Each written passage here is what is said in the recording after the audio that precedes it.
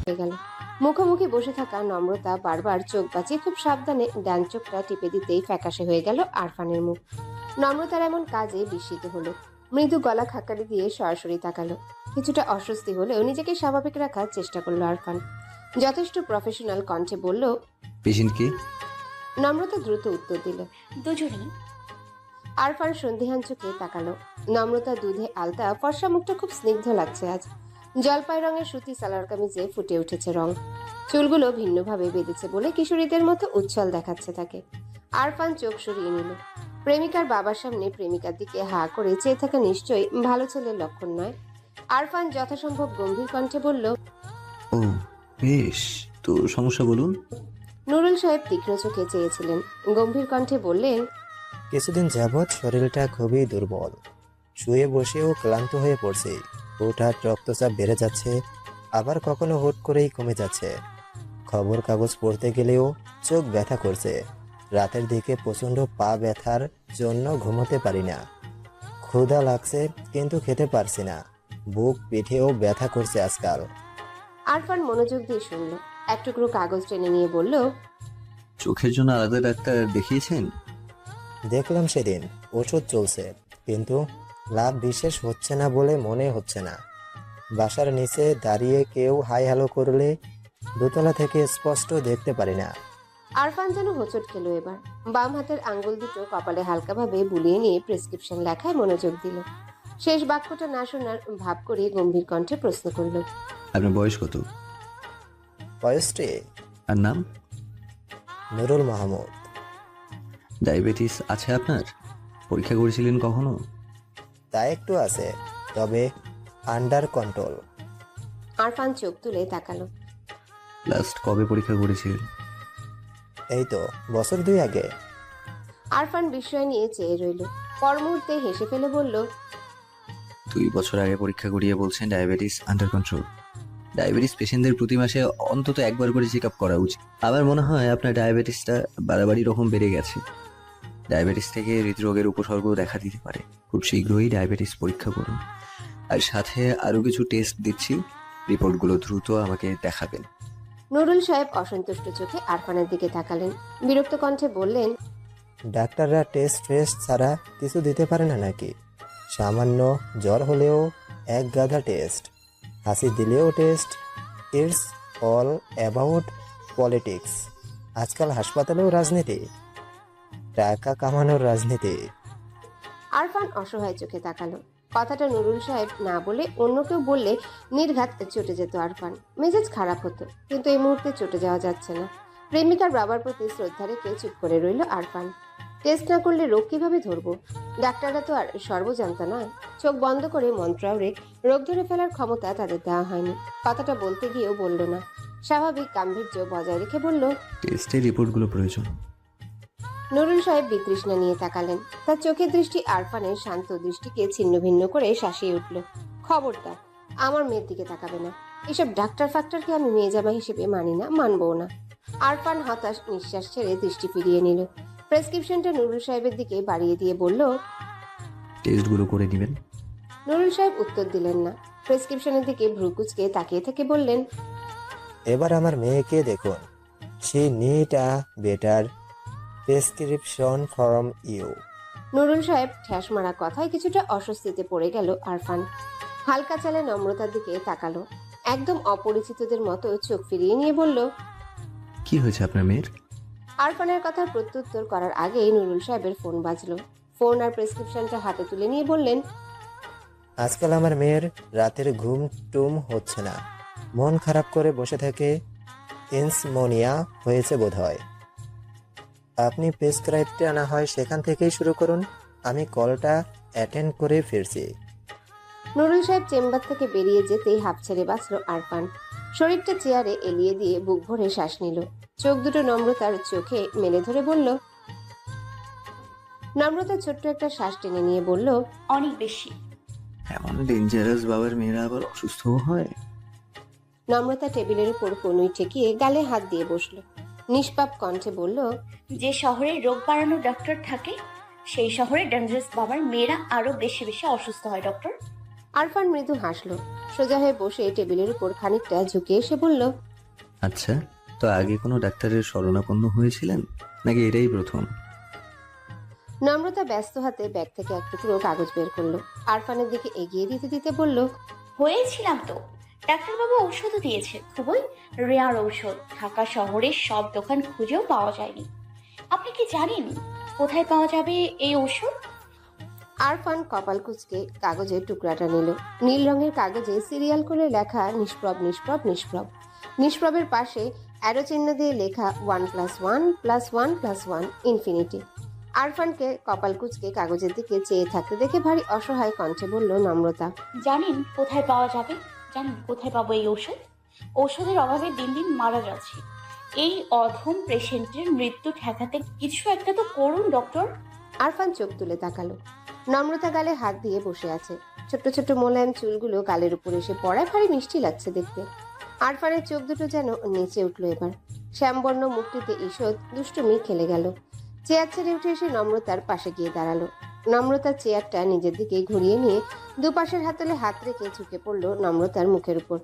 নম্রতার চঞ্চল উচ্ছল চোখ দুটোতে চোখ রেখে মৃদু কণ্ঠে বলল, ওষুধটা তো নিজেই ভয়ানক রোগে আক্রান্ত নম্রতা। রোগমুক্ত ওষুধ সেবন আপনার জন্য হানিকর হয়ে উঠবে না? আরফানের মৃদু স্বরে করা প্রশ্ন আর গরম নিঃশ্বাসে নম্রতার বুকের ভেতর ঢিপঢিপ করে উঠল। নাকে ভেসে এলো সবসময়কার সেই অদ্ভুত সুগন্ধ। কয়েক সেকেন্ড আরফানের চোখে নীরব চেয়ে থেকে কম্পিত হৃদয় নিয়ে বলল, আমার হানিকর ঔষধই বেশি পছন্দ ডক্টর। ওই ঔষধে মৃত্যু হয় হোক, শরীর জুড়ে লাল নীল ব্যথা আসুক, তবু আমি এই হানিকর ঔষধটাই চাই। আরফান ঘোর লাগা চোখে চেয়ে রইল। নম্রতাকে এত কাছ থেকে দেখার সুযোগ আগে কখনো হয়নি তার। নম্রতার মিষ্টি দুটো গাল, ফিনফিনে গোলাপের পাপড়ির মতন ঠোঁট, বড় বড় চোখের এক রাজ্য মায়া। আরফান ডান হাতটা উঠিয়ে নম্রতার গালের উপর রাখলো। মাথাটা আরেকটু নিচু করতে ফট করে বলে ফেলল নম্রতা, আপনার ভিজিটটা একটু বেশি বলে মনে হয় না ডক্টর?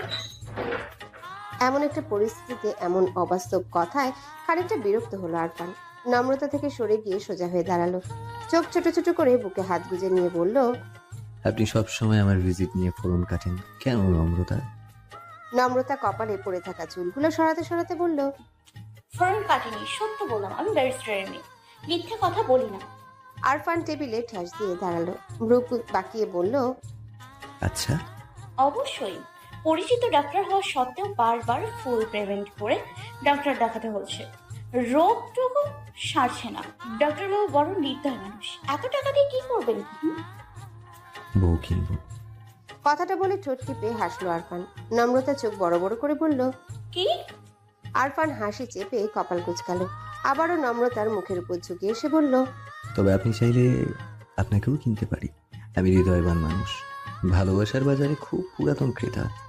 সুন্দরীদের পার্সোনাল ডাক্তার হতে আমার বিশেষ আপত্তি নেই। নম্রতা চোখ গরম করে তাকালো। আরফানের রাগ ভাঙাতে সে নিজেই খেপে যাচ্ছে সে। সুন্দরীদের মানে কি? কত শত সুন্দরীর পার্সোনাল ডাক্তার হতে চায় সে? আরফানের পেটে শক্ত একটা আঘাত করে ফুঁসে উঠল নম্রতা। কত সুন্দরী পার্সোনাল ডাক্তার হয়েছেন আপনি? পার্সোনাল ডাক্তার হওয়া খুব শখ। নম্রতার নরম হাতের আঘাতে শক্ত সমর্থ আরফান এক চুলও নড়ল না। হেসে বলল, হ্যাঁ, খুব। এখনো কারো পার্সোনাল হয়নি যদিও, তবে আপনাকে দিয়ে শুরু করলে মন্দ হয় না। অভিষেকটা না হয় আপনি করুন, পরবর্তীতে বাকি সুন্দরীর কথা ভেবে দেখা যাবে। করবেন নাকি অভিষেক? কথাটা বলে চোখ টিপল আরফান। নম্রতা অবাক চোখে চেয়ে রইল। এই ডাক্তার তো তার থেকেও 2 ডিগ্রি উপরে। এই লোকের সাথে কিভাবে ফ্ল্যাটিং করবে নম্রতা? নম্রতা থমথমে মুখে বসে রইল। নম্রতা গাল ফুলিয়ে বসে থাকতে দেখে গাল টেনে দিল আরফান। কিছু একটা বলার প্রস্তুতি নিতে দরজা ঠেলে ভেতরে এলো নুরুল সাহেব। আরফান স্প্রিং এর মতো সরে গিয়ে 3-4 হাত দূরে গিয়ে দাঁড়ালো। নুরুল সাহেব অত সব খেয়াল করেননি। তবু অস্বস্তি আর লজ্জায় কাটা হয়ে রইল আরফান। চট করে নিজের চেয়ারে বসে পড়ে মুখ আড়ালের চেষ্টা করলো। নুরুল সাহেবের খুব স্বাভাবিক বিস্ময় নিয়ে বললেন, ডাক্তার এইদিকে, তুই ওইদিকে চেয়ারে ঘুরে বসে আছিস কেন মা? নম্রতা চেয়ার ঘুরিয়ে মিষ্টি করে হাসলো, জবাব দিল না। নুরুল সাহেব জবাবের অপেক্ষা না করে বলল, কেমন দেখলেন? আরফান থতমত খেয়ে মাথা তুলে তাকালো। ডান হাতের শার্টের কলার ঠিক করতে করতে বলল, ভালো। আই মিন আপনার মেয়ে ভালো আছে। রক্তচাপটা একটু হাই, বাকি সব ঠিকঠাক। খাওয়া দাওয়ার ব্যাপারে সতর্ক হলেই ঠিক হয়ে যাবে, চিন্তার কিছু নেই। নুরুল সাহেব সন্দিহান চোখে তাকালেন। তার দৃষ্টি বলছে আরফানকে ডাক্তার হিসেবেও পছন্দ হচ্ছে না তার। আরফান যেন আকুল পাথারে পড়ল। বুক বেয়ে বেরিয়ে আসা দীর্ঘ শ্বাসটা বড় আফসোস নিয়ে বলল, বিয়ের লাঠাটা তোর কপাল থেকে এবার পুরোপুরি চুকে গেল রে নিষ্প্রভ। চিরকুমারের চিরবস্ত্র পরিধান করে সন্ন্যাসী হওয়া ছাড়া আর কোনো গতি রইল না বাছা। নুরুল সাহেবরা চেম্বার থেকে বেরিয়ে যাওয়ার আগ মুহূর্তে এক অভাবনীয় কাজ করে বসলো নম্রতা। দরজা পর্যন্ত গিয়ে পেছনে তাকে হুট করে একটা দুমড়ানো মুচড়ানো কাগজের টুকরা ছুঁড়ে মারলো আরফানের টেবিলে। আরফান তাকাতে ঠোঁট গোল করে চুমু দেখিয়ে বাম চোখ টিপে হেসে ফেলল। সম্পূর্ণ কাজটা ঘটল নুরুল সাহেবের অগোচরে। আরফান প্রচন্ড বিস্ময় নিয়ে চেয়ে থেকে নিজের মনে হেসে দিল। কাগজটা তুলে নিতে নিতে বলল, পাগল। টেবিল ভর্তি খাবারের কোনোটাই পছন্দ হচ্ছে না ছোঁয়ার। সেই কখন থেকে প্লেটে চামচের টুংটাং শব্দ তুলে খাবার নাড়াচাড়া করে চলেছে, মুখে দিচ্ছে না। সবকিছু বিস্বাদ লাগছে। প্রতিদিন মাছ মাংস আর তথাকথিত সুস্বাদু খাবার খেতে খেতে বিরক্ত ছোঁয়া হঠাৎ করে সেদিন দুপুরের কথা মনে পড়ে গেল। খোলা আকাশের নিচে ঘাসের উপর বসে শতপদের ভর্তা দিয়ে খাবার খেয়েছে তারা। ছোঁয়ার যদি অস্বস্তি হয়েছে এভাবে বসে বসে খেতে, ঘেন্না লেগেছে, তবুও কোথাও একটা তৃপ্তি এসেছিল তার। খাওয়া শেষে গলা মিলিয়ে গান গাইতে গিয়ে তার মনে হয়েছে পৃথিবীটা বড় সুন্দর, বেঁচে থাকাটা বড় মিষ্টি। কিন্তু কি আশ্চর্য, এই পরিষ্কার ঝকঝকে খাবার টেবিলে বসেও বেঁচে থাকাটাকে তার একঘেয়ে আর বিরক্তিকর লাগছে। ছোঁয়া দীর্ঘশ্বাস ফেলে অল্প একটু খাবার মুখে তুলল। স্মৃতি হক পাশ থেকে আবারও কিছুটা খাবার তুলে দিয়ে বলল, বেশি করে খাও, আমাকে আজকাল খুব উইক দেখাচ্ছে। You need perfect medicine. সকালে উঠে মেডিসিন করছো তো? ছোঁয়া ক্লান্ত কণ্ঠে বলল, করছি মাম্মা। লাস্ট উইকে কিছু বই দিয়েছিলাম, পড়ে শেষ করেছো ওগুলো? ছোঁয়া অসহায় চোখে তাকিয়ে বলল, মনোযোগ দিতে পারছি না, তবে জলদি শেষ করে ফেলবো মাম্মা। স্মৃতি হক যেন আকাশ থেকে পড়লেন। ক্ষুব্ধ কণ্ঠে বললেন, মনোযোগ আসছে না কেন? ঠিকঠাক খাওয়া দাওয়া না করলে মনোযোগ আসবে কিভাবে? রহিমা বলছিল কিছুদিন যাবত তুমি নাকি ঘুমানোর আগে দুধ অ্যাভয়েড করছো।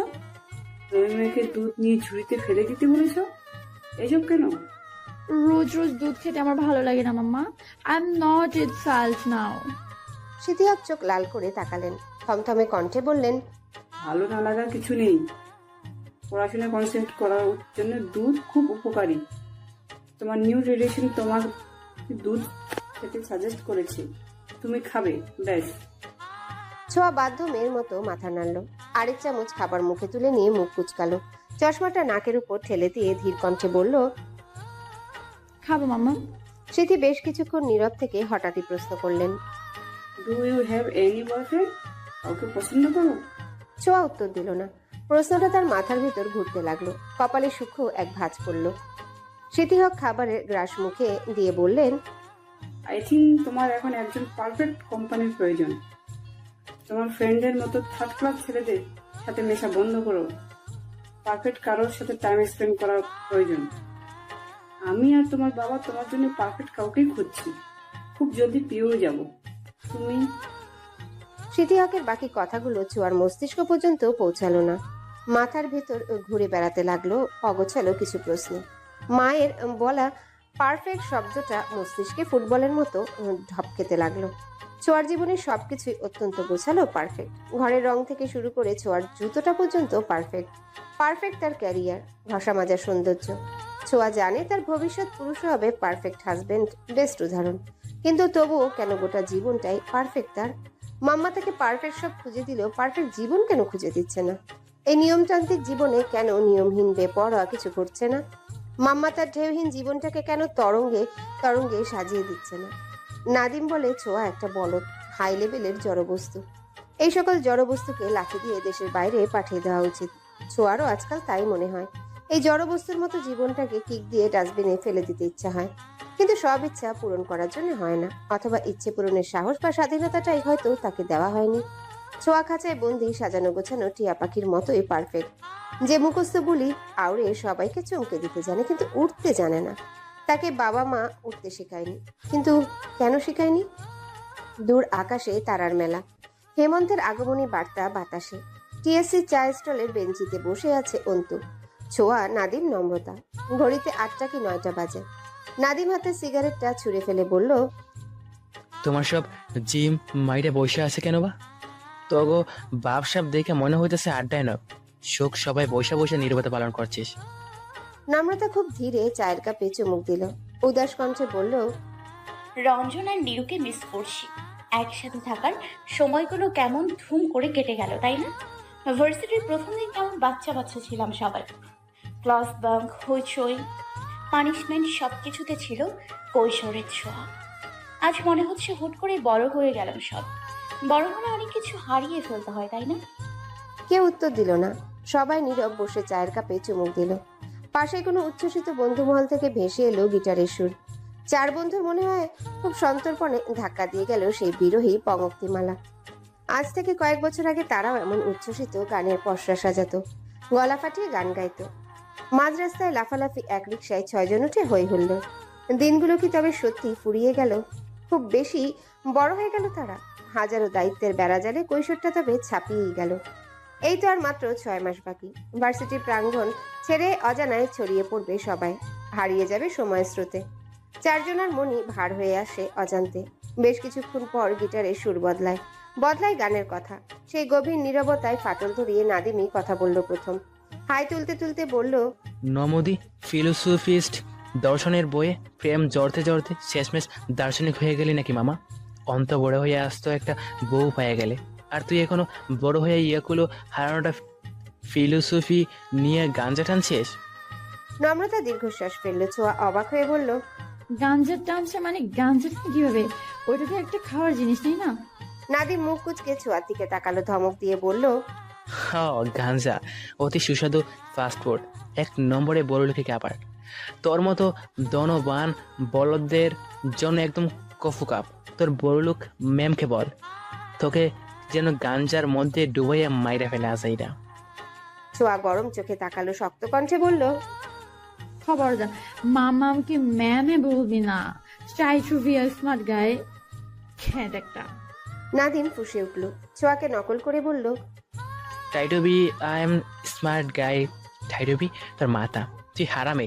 তোরে না কইছি আমার কথার মতে বাম হাত ঢোকাবি না, শালা ইংরেজি বংশদূত। ফুট এখান থেকে। তোর মেমে আর আসলদের স্মার্টনেস শিখাস না। মে ছোঁয়াকে ভেঙাতে ভেঙাতেই বিশ্রী এক গালি দিল নাদিম। ছোঁয়া মুখ কুচকে ফেললো ঘৃণায়। ছি, কি অশ্লীল ভাষা। নাদিমের মধ্যে কোনো ভাবাবেগ দেখা গেল না। বেঞ্চের উপর রাখা গিটারটা কোলে টেনে নিয়ে বলল, অশ্লীলে দেখছিসটা কি? আমি তো কিছুই না। অন্তরের কাছে অশ্লীল কত আছে। বিবাহিত মানুষের সম্পর্কটা বারবারই জ্ঞান বেশি। শুনতে চাস? অন্তু ছোঁয়া দুজনেই দাঁত কটমট করে তাকালো। নম্রতা হেসে ফেলে বলল, অন্তর বউ অন্তরকে পেয়ে সারা দুনিয়া ভুলে গিয়েছে। দিনে 10 বার ফোন দিলেও তাকে পাওয়া যায় না। মাইয়া করে কি সারাদিন? অশ্লীল কথাবার্তা দিয়েই ভুলিয়েছিস নাকি তাকে? নাদিম গিটারের টুনটান শব্দ তুলতে তুলতে বলল, কানায় জিগাইতেছি রংধনু ঠিকানা। ও বাসায় তাকে নাকি আজকাল সপ্তাহে 3 দিন তো আমার সাথে হোলি পরে দেখে। বউয়ের খবর রাখে নাকি ও? বাক্যটা সম্পূর্ণ শেষ না করেই থেমে গেল নাদিম। গিটার থেকে হাত সরিয়ে অন্তুর দিকে তাকালো, ভ্রু কুচকে বলল, অন্ত, নীরুর সাথে তোর সব ঠিকঠাক আছে তো না? তুই বাড়িতে বউ রেখে আমার সাথে পরে দেখিস, ব্যবহার কি? তুই কি নীরুকে অ্যাভয়েড করছিস? শেষ কথাটাতে চোখে মুখে বিস্ময় ফুটে উঠল নাদিমের। নম্রতা ছোঁয়া ভ্রু কুচকে উত্তরের অপেক্ষা করতে লাগলো। অন্তু বুক ভরে শ্বাস টেনে নিয়ে বলল, তাকে অ্যাভয়েড করার সাহস আছে নাকি আমার? তোদের নীরু যে আবার কোনোদিনও সহ্য করতে পারে না সে তো জানা কথা। বাধ্য হয়ে বিয়ে করেছে, আমি অনেকটা বাধ্য হয়েই করেছি। তার এই বাধ্যবাধকতা চাপে থাক কমাতেই খানিকটা দূরত্ব বজায় রেখে চলি, তেমন কিছু না। কেউ উত্তর দিল না। 3 জোড়া চোখ ট্যাপ ট্যাপ করে চেয়ে রইল খানিক। অন্তু অস্বস্তি নিয়ে বন্ধুদের দিকে তাকালো, বিরক্ত হয়ে বলল, হ্যালো বন্ধুরা, পরবর্তী পার্ট খুব তাড়াতাড়ি আসবে, তো সবাই অপেক্ষায় থাকো। আর চ্যানেলটি যারা এখনো সাবস্ক্রাইব করনি তারা পরবর্তী পার্ট দেখার জন্য চ্যানেলটি সাবস্ক্রাইব করে রেখো। ধন্যবাদ সবাইকে, আমাদের সাথেই থেকো।